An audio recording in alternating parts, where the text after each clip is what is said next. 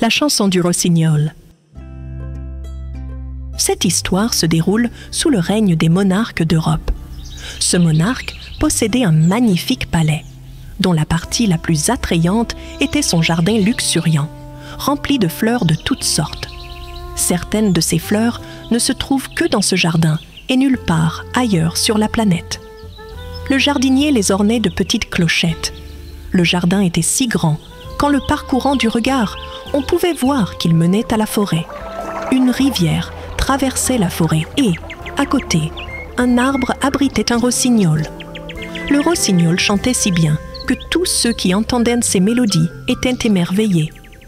Les gens parcouraient de longues distances pour voir ce royaume, car il était si connu. Les écrivains créaient des écrits sur le royaume, et la plupart d'entre eux incluaient le rossignol et ses chants. L'un de ces livres fut lu un jour par le monarque lui-même. Il était plongé dans ses pensées alors qu'il lisait sur le rossignol. Quel est l'oiseau de notre royaume? C'est quelque chose dont je n'ai jamais entendu parler auparavant. Il convoque son premier ministre. Qu'est-ce que je lis exactement, monsieur le ministre?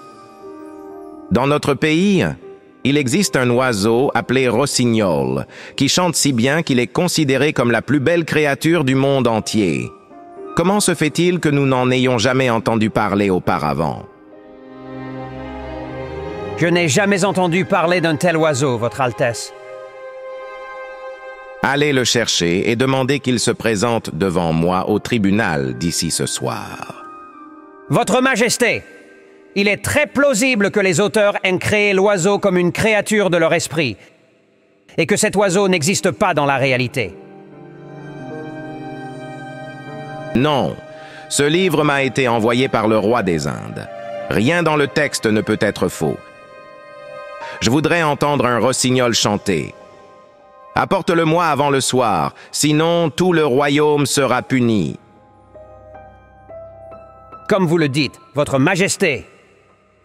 Il interrogea tous ceux qu'il rencontrait dans le palais, en haut et en bas, à gauche et à droite. Mais personne n'avait entendu parler du rossignol. Il continua à poser des questions sur l'oiseau à tous ceux qu'il rencontrait. Finalement, il rencontra une petite fille. Le rossignol? Oui, je l'ai vu. Je l'ai aussi entendu jouer. Elle vit près de la rivière. Ils arrivèrent tous deux à l'endroit de la forêt où le rossignol chantait habituellement. Le rossignol se mit à chanter. La jeune fille dit « Voir! Regardez! C'est l'oiseau dont j'ai parlé! » Je n'ai jamais entendu un plus bel air. Quand le roi l'entendra, il sera ravi. Viens au palais, mon beau rossignol. Le roi veut t'entendre chanter. La demande du roi est un honneur pour moi. J'y assisterai sans aucun doute. Ils se rendirent au palais en emportant le rossignol. Le palais avait été richement décoré et brillait de 1000 feux. Tous les courtisans et les nobles étaient présents. Un support en or avait été spécialement érigé pour le rossignol. Le rossignol s'y posa et commença à chanter. Sa musique était si envoûtante qu'elle fit pleurer le roi. Ma bague en diamant devrait être portée autour du cou du rossignol. Non, Votre Majesté, rien ne m'attire. Ma récompense est que vous aimiez ma musique. Le roi ordonne que le rossignol reste au palais. Une cage dorée et décorée fut construite pour lui. Il est autorisé à voler 2 fois le jour et 1 fois la nuit. 12 soldats l'accompagnent et lui nouent un ruban cramoisi autour des jambes. Le rossignol n'aimait pas voler de cette manière. Cela dura des semaines. Un jour, quelqu'un envoya au roi une boîte sur laquelle était gravé le mot « rossignol ». Un nouveau livre sur le rossignol a certainement été écrit.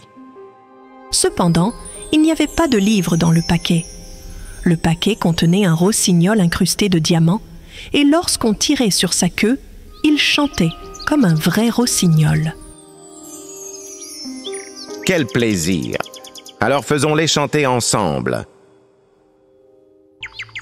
Les 2 rossignols étaient faits pour chanter ensemble, mais leur son combiné n'était pas attrayant. le vrai rossignol chantait ce qu'il voulait. Quant au rossignol artificiel, il ne connaissait que les airs qui avaient été préprogrammés. Seul le rossignol artificiel pouvait ensuite chanter. Sa voix ressemblait à celle d'un rossignol. Elle était magnifique, grâce à ses bijoux étincelants. Plus tard, le monarque exprima son désir d'entendre le vrai rossignol. Qu'est-il arrivé au rossignol? Quelqu'un a-t-il été témoin de son envol? Comment se fait-il que personne ne sache où il est allé? Il semble avoir quitté le palais. Tout le monde dans la cour était soulagé d'avoir le faux rossignol, qu'ils écoutaient à nouveau, se régalant de ses mélodies. Nous sommes ravis de ce cadeau du roi de l'Inde. Monsieur le ministre, prévoyez un concert dimanche prochain. J'aimerais que tout le royaume puisse entendre le beau chant de ce rossignol. Comme vous le souhaitez, Votre Majesté. La représentation du rossignol était prévue pour le dimanche suivant. Tout le monde a apprécié. C'est excellent, mais pas aussi bien qu'un vrai rossignol. On a les larmes aux yeux lorsqu'il chante. Le rossignol mannequin était placé près du lit du roi dans les chambres du roi. Le roi écoutait ses chants avant de se coucher et lui avait donné le titre de chanteuse royale. Cependant, alors que le rossignol artificiel chantait pour le roi, un soir, on entendit le bruit d'un objet qui se brisait à l'intérieur du rossignol. Le lendemain matin, le monarque l'a fait réparer par un horloger. Votre Majesté, j'ai beaucoup étudié ce gadget. Et si j'essaie de le réparer, il risque de perdre ses chansons. Je suis désolé de vous dire qu'il ne pourra plus jamais chanter. De nombreuses années se sont écoulées. Le roi est tombé malade et sa santé s'est détériorée. Votre Majesté, voulez-vous manger quelque chose? Que dois-je vous apporter? Le roi reste silencieux. Son état s'aggravait et il semblait ne pas pouvoir être sauvé. Il avait du mal à respirer. Il ne se souvenait de rien, sauf... Chantez! Chante, mon cher rossignol, chantez! Mais le rossignol reste immobile. Le monarque fut réveillé à l'improviste par le son d'un chant à sa fenêtre. Le visage du roi s'illumina d'espoir et de joie. Lorsqu'il s'efforça d'ouvrir les yeux, il remarqua l'authentique rossignol assis à la fenêtre. Il fredonnait. « Tu es revenu. Chante, chante, mon doux rossignol. Merci beaucoup. Merci beaucoup, mon cher rossignol. Pourquoi m'as-tu abandonné? Mais aujourd'hui, en revenant, tu m'as rendu la vie. Comment vais-je te rendre la pareille? Votre Majesté, vous m'avez déjà donné un prix.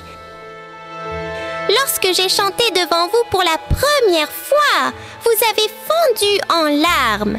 Quel plus beau prix pour un artiste! Reste toujours avec moi, mon cher rossignol. Ne chantez que lorsque vous en avez envie. Je ne t'y contraindrai plus jamais. Non! Votre Majesté, ce palais est trop grand pour moi. Je viendrai quand j'aurai envie de vous voir. Je construirai un nid à proximité. Et chaque fois que vous aurez besoin de moi, je volerai jusqu'à vous et je chanterai pour vous. Je vous dirai tout sur le royaume à travers ma musique. D'accord, je suis d'accord.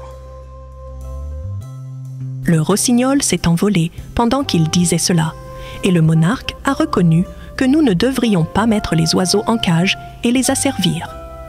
Eux aussi ont le droit de vivre leur vie comme ils l'entendent. Personne n'a le droit d'asservir qui que ce soit. Et s'esten volent libremen, et enchantent dans les arbres et les forêts que les oiseaux sont les plus beaux. La fin.